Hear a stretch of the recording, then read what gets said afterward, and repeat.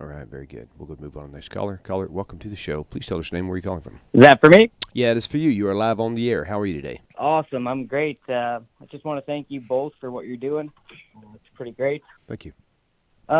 Quick question here, I guess, is the sacrifice of Jesus. We're taught that the animal sacrifices in Torah are just a shadow of Jesus' sacrifice, and that I guess we're supposed to be pointed to Jesus by those animal sacrifices.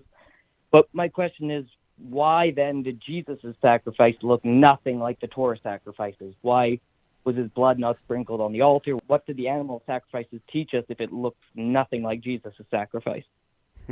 and the purpose for him also. That's a great question. Yeah. Okay, my friend. Who am I speaking with? This is Dustin in Saskatoon.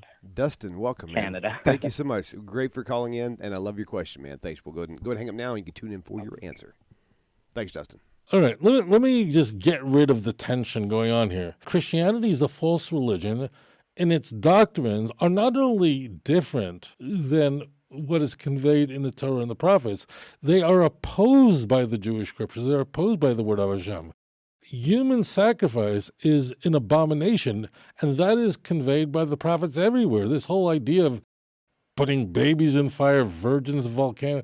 This was all over the ancient world, not bank robbers. It's the innocent. The innocent can't die for the sins of the wicked. There's even Jeremiah 31, Ezekiel 18. It's everywhere. The reason why Jesus' blood wasn't poured on an altar was, even though every sacrifice would have to be on an altar, see Leviticus 17, 10, and 11. You know, if Christians would just, I got too excited there.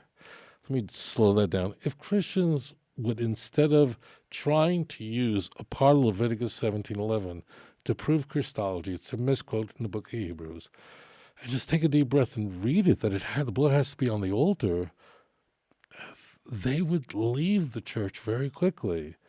The reason why Jews do not embrace the Christian religion, the reason why we're not going to church, is because every core tenet of the Christian religion is alien to the Jewish scriptures. The sacrificial system were only animals, and certain kind of animals.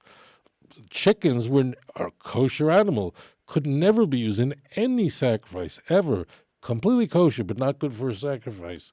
And the idea of foreshadowing, of course, that's Pauline language, and you'll find that in Hebrews. But this typology language, the notion that something in the past can foreshadow the future, is very useful.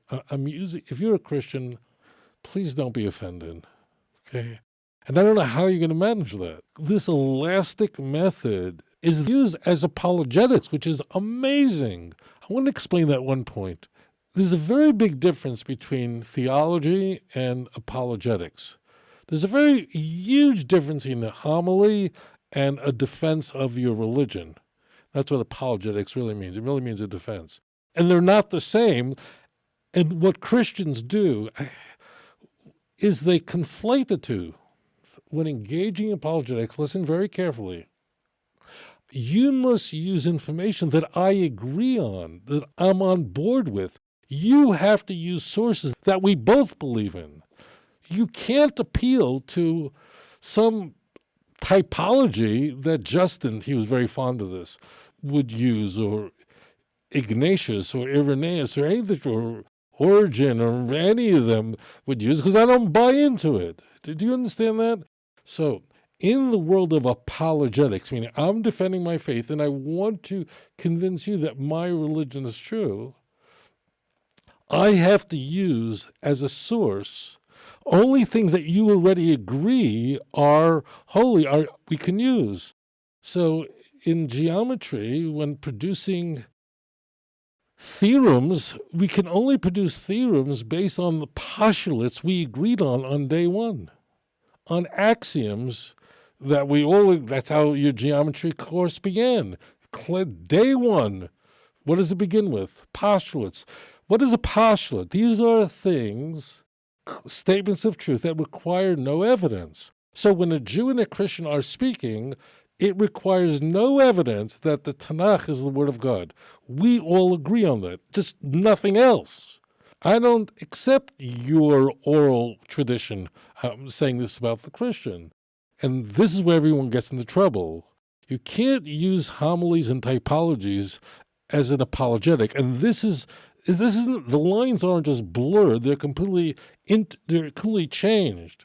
So if I want you to embrace the Jewish faith, and I'm speaking to a Christian as an example, I would only use Tanakh. I wouldn't appeal to something, I wouldn't appeal to the Talmud when speaking to a Christian, because they don't believe in it.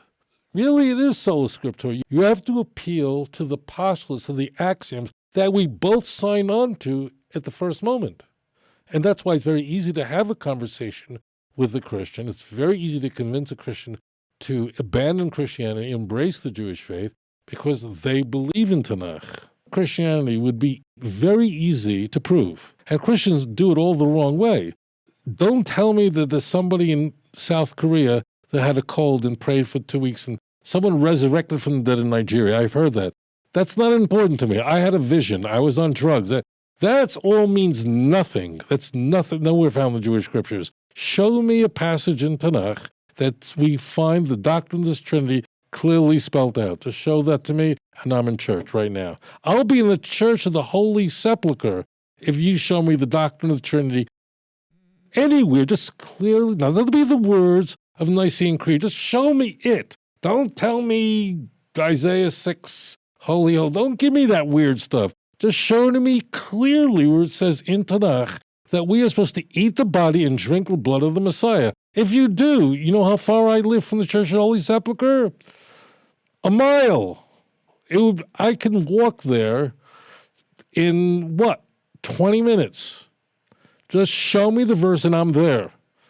You can't, because Christianity is a false religion. Now, does Christianity borrow stuff from Judaism? Yes. Those things that it borrows from us are true, of course. Anything true in Christianity isn't new. Anything new isn't true. So that's how the process needs to be done. That's the difference between them. But thank you for your question. אדון עולם אשר מלך בטרם כל יציר נברא